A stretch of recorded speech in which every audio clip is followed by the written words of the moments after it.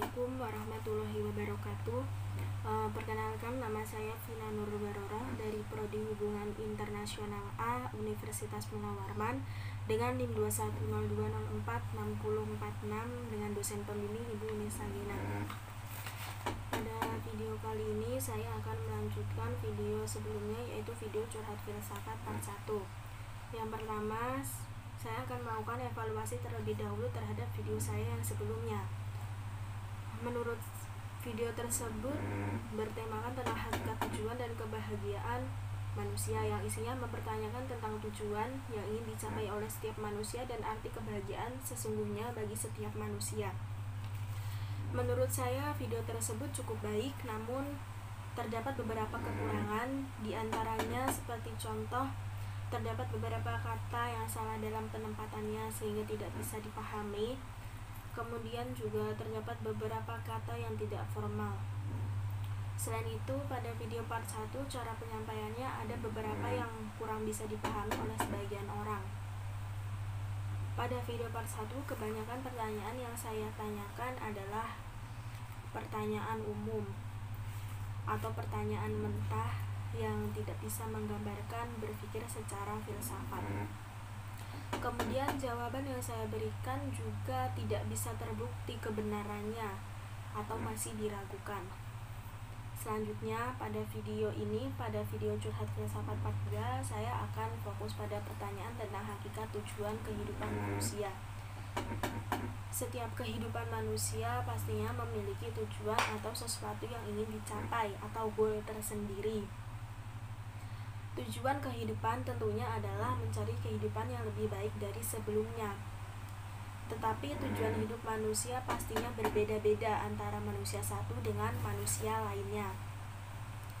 Perihal hakikat tujuan hidup manusia merupakan suatu hal yang menyangkut aspek filosofis.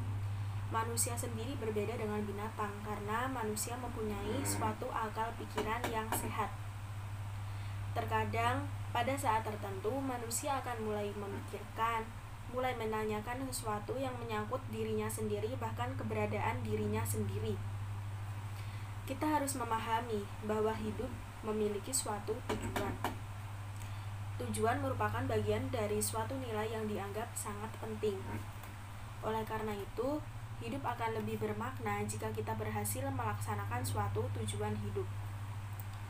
Mencari hakikat tujuan hidup manusia merupakan salah satu dari tujuan filsafat manusia itu sendiri.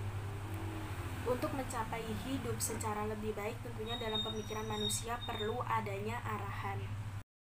Pembentukan pemikiran manusia itu dapat melalui pendidikan atau ilmu yang mempengaruhi pengetahuan tentang diri atau dunianya, melalui kehidupan sosial, dan melalui pendidikan secara kepercayaan atau agamanya. Konsep tujuan kehidupan manusia itu tentunya tidak terlepas dari perspektif yang filsafat.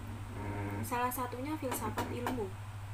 Filsafat ilmu memberikan perspektif yang berbeda dalam kehidupan, yakni hidup yang lebih bijaksana dan lebih kritis.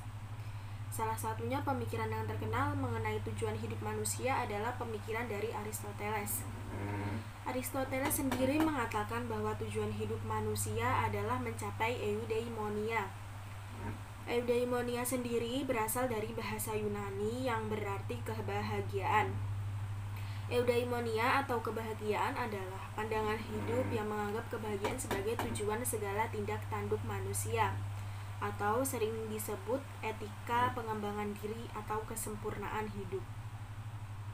Oleh karena itu, kebahagiaan merupakan sesuatu yang sangat bernilai terhadap dirinya. Selain melihat dari pandangan filsafat, kita juga harus melihat dari sisi lain, yaitu dari pandangan agama atau dalam perspektif agama.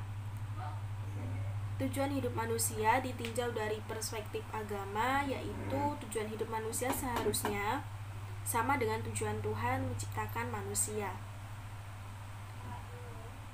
Manusia yang hidup di dunia ini tentu saja tidak lepas dari peran Tuhan dalam menciptakan manusia. Tapi, jika dilihat dalam kehidupan manusia di dunia ini, masih banyak manusia yang percaya akan Tuhannya tetapi tidak melaksanakan kewajibannya. Mereka tidak mengamalkan apa yang diperintah Tuhan dan mereka tidak menjauhi apa yang dilarang oleh Tuhan. Kebebasan dalam bertindak inilah yang akan menimbulkan manusia melakukan tindakan yang melanggar tujuan Tuhan dalam menciptakan manusia itu sendiri. Dari hal tersebut, terjadi suatu keadaan yang bertolak belakang antara tujuan Tuhan menciptakan manusia dengan hasil manusia yang diciptakan oleh Tuhan. Kehidupan yang dialami manusia sendiri bertujuan untuk membuat pribadi mereka menjadi lebih sempurna dan baik, serta berbagai kesempatan untuk menjalani proses menuju tujuannya, yakni kehidupan bahagia. Kehidupan bahagia tersebut dapat dicapai dengan menjalani kehidupan melalui proses melepaskan, memberi, dan menerima mulai di dunia ini dalam kehidupan sehari-hari. Berpikir secara kritis dalam agama merupakan suatu hal yang wajar dalam proses mencari suatu kebenaran. Mempertanyakan kepada banyaknya orang merupakan bagian dari proses mencari kebenaran.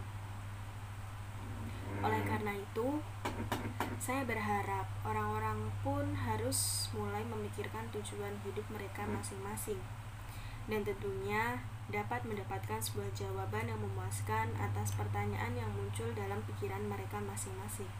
Dengan begitu, tujuan hidup manusia tidak disalahartikan. Mungkin hanya itu yang bisa saya sampaikan. Kurang lebihnya saya mohon maaf jika ada penyampaian yang kurang bisa dimengerti. Sampai jumpa lagi pada video curhat filsafat selanjutnya, yaitu video curhat filsafat part 3. Sampai jumpa, bye.